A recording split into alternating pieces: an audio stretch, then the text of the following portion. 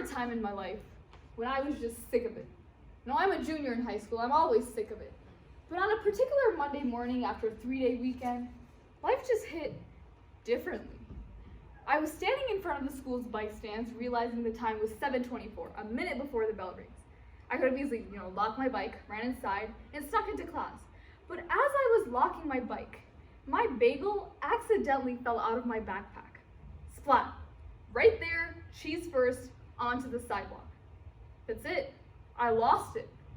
Well, I just sat there just crying and sobbing at the bagel while I was eating the other half of the bagel. Have you ever seen a depressing bagel? Like a fallen bagel on the sidewalk?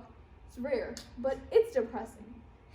Just imagine a high schooler. Now that I think about it, it wasn't the bagel that broke me. It was so much more.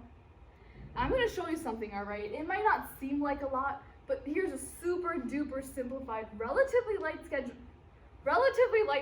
of mine. On Friday, I had to interview the principal, go to a SCAN meeting, pick my brother up from school, go to the temple, represent the ASL department, coach my brother's basketball team, go and edit and submit the video that I did, mix music, and choreograph for a performance in exactly 2 days. Moving on to Saturday at 6 a.m., wake up, yoga class, study for a 16-page dance test, practice for an audition, make 2 birthday gifts, plan to host a party on the same day, write a resume, run a business, apply for an internship, dance, oh, I can't even say it because it's so much.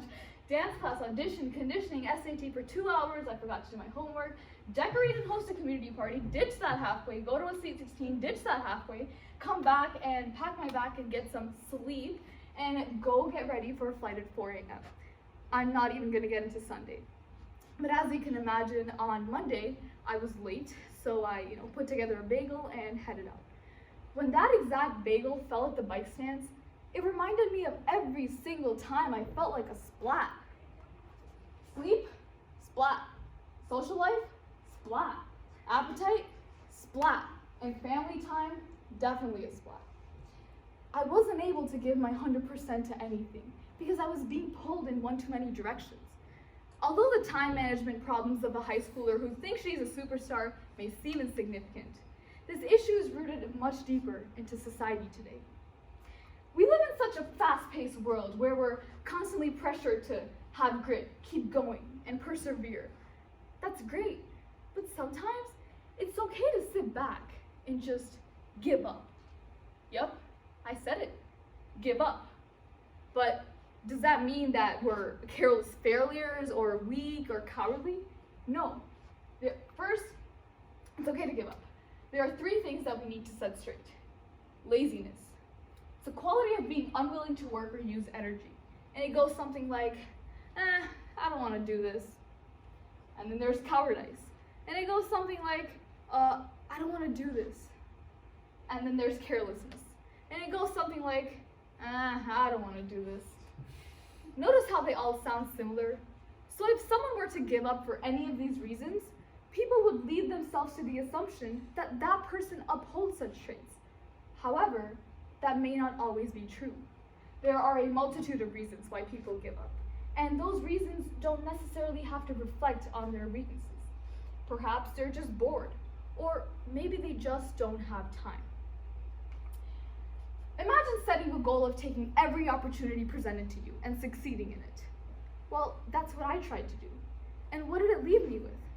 Not only was I scared to be judged by the people closest to me for not being able to uphold their expectations, but I also gave them the power to influence my decisions. They controlled my schedule. They controlled my mental status. And they controlled my happiness. At the end, it's not right or fair. My life should be under my control. There are many goals which I failed to succeed in. Regardless, they consumed large chunks of my time and took a physical toll on me. There is no guaranteed path to success, so instead of investing all my energy into doing everything, I could have explored other, less stressful opportunities to further diversify and develop myself. The thing is, I did. I stopped overbooking. I stopped saying yes to everything, and I gave up on arbitrary goals. How do I feel? Great. But does that mean that I'm lazy, cowardly, or weak? No. Taking care of my mental health should never be associated with such characteristics. In 2003, A study was done by 5 students who were exploring goal engagement, disengagement, and subjective well-being. And it's obvious that people who re-engaged in goals had higher levels of self-mastery and lower levels of perceived stress. These researchers wanted to delve deeper into the issue, so they tried to find any correlation based on age and education. Surprisingly, people who gave up had higher levels of purpose in life when they moved on from something. Now, I gotta say, success feels great. And some may argue that you always have to believe in yourself while persevering to achieve that success. But maybe we're chasing the wrong things. Not everything is about the finish line. The process is just as important. But if that process is bloating your insecurities and putting you through unnecessary pain, at the end, you'll only see the failure and not the lesson.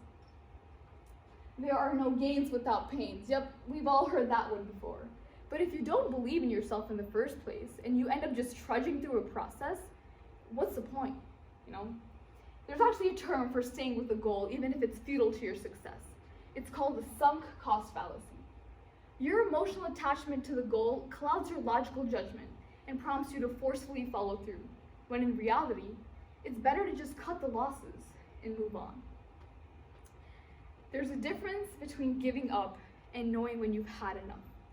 When the whole world is racing ahead, just take a step back to see what they're leaving behind. And whenever you feel like a bagel that went splat, just remember that it's okay to give up. Thank you.